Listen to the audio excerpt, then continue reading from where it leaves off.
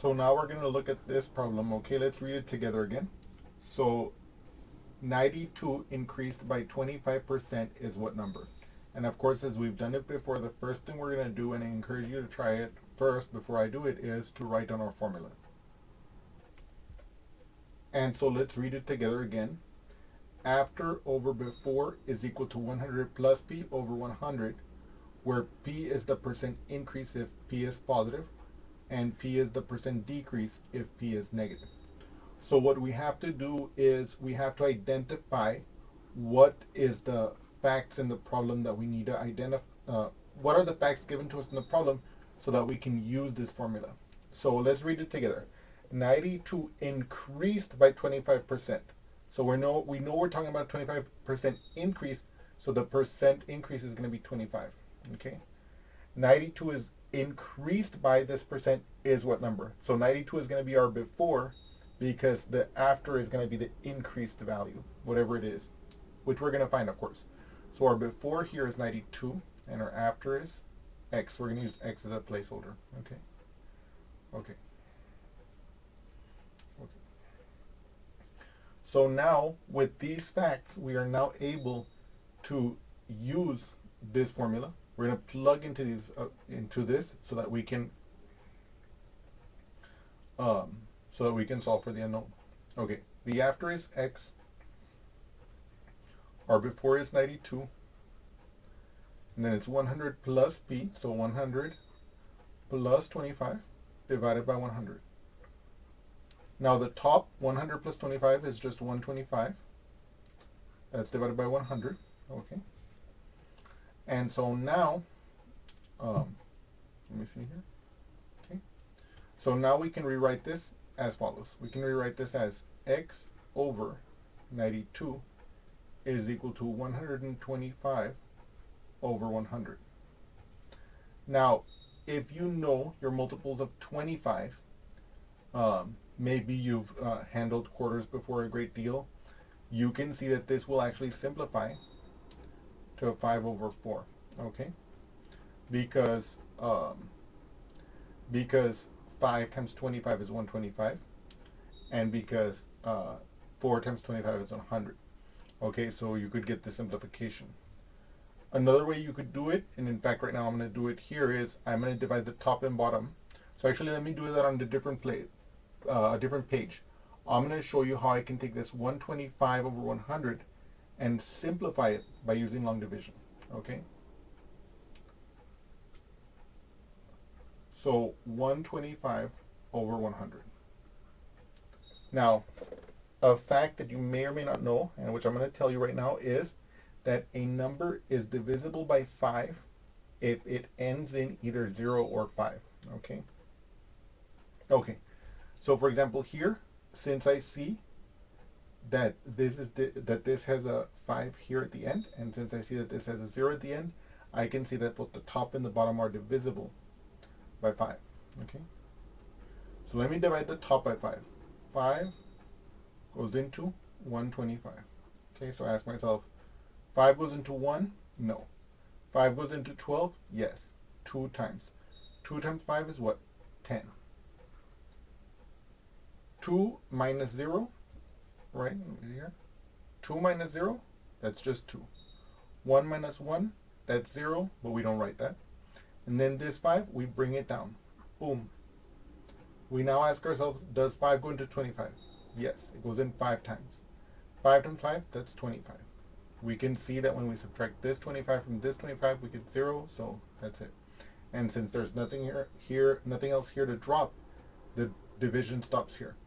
So I just showed that 125 divided by 5 gives me 25. Similarly, let me divide the denominator, which is 100, by 5 as well. Okay? Okay.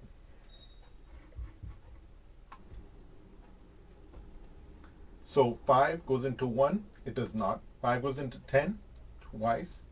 2 times 5 is 10. We can see that if we take this 10 and we subtract this 10 from it, we get 0 here. Then we drop down this 0 and we ask, does 5 go into 0? 0 times, of course. 0 times 5 is 0. And so we can see that 0 minus 0 is 0. So the division stops because there's nothing else left here to drop downwards. Okay? So what we have just done is we have taken this fraction, and by dividing the top and bottom by 5 using long division, we were able to get the top to be now 25 and the bottom to be 20. Okay?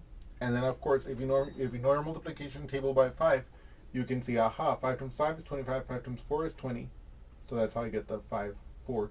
Okay? So you didn't have to be familiar with multiplying the top and bottom by, you didn't have to be familiar with the multiples of 25 to do this problem.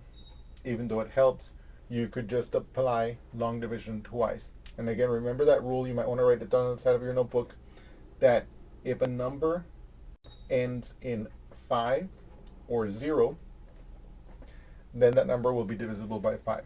Okay? Okay. So now let us summarize what we've gotten so far here. We know that x over 92 will equal to 5 over 4. Once we're here, we remember the following fact, that if a over b is equal to c over d, then AD is equal to BC. Okay?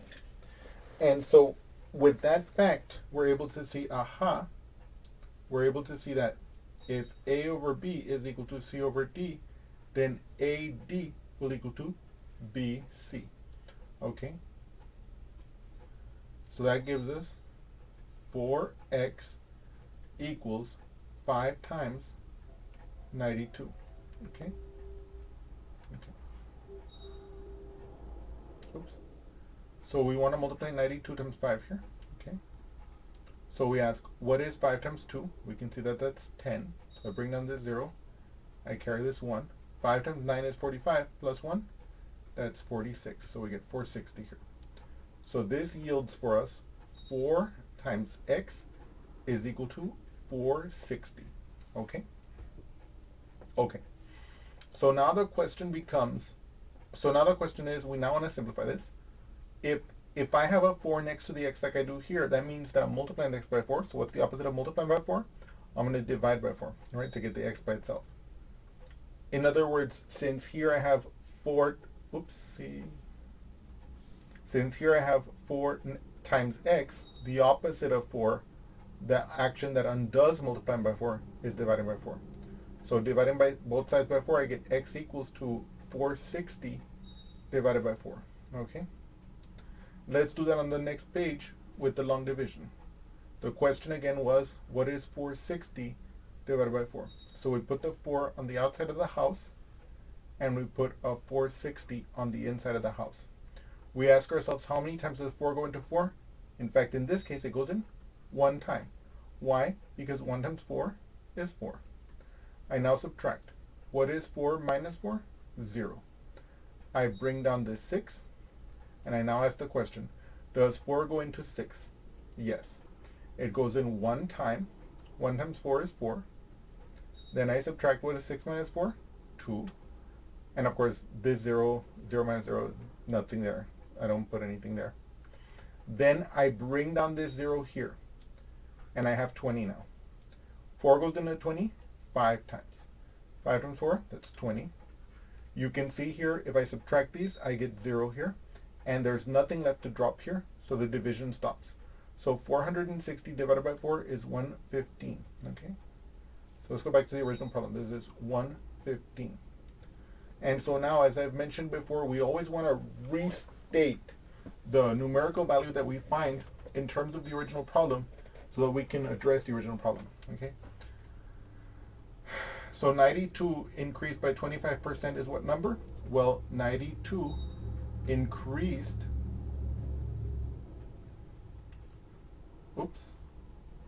I apologize about this.